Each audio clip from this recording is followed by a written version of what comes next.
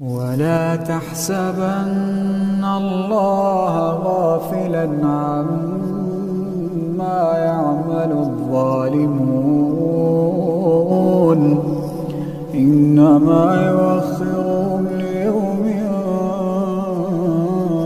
تشخص فيه الأبصار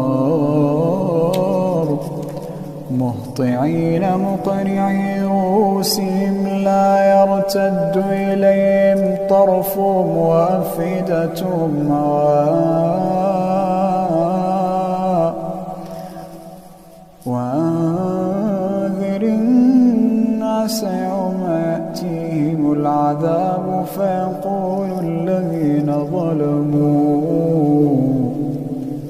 فيقول الذين ظلموا ربنا أخرنا إلى أجل قريب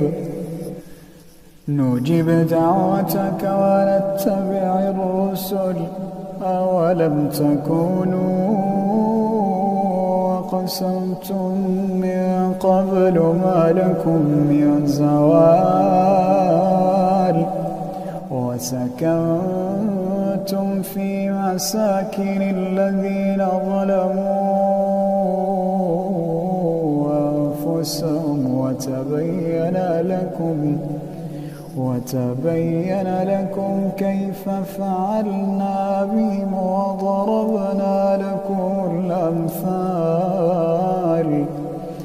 وقد مكروا مكرهم وعند الله مكرهم وإن كان مكرهم لتزول منه الجبال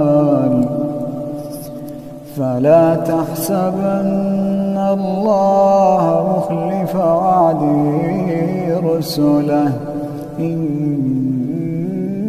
الله عزيز ذو انتقام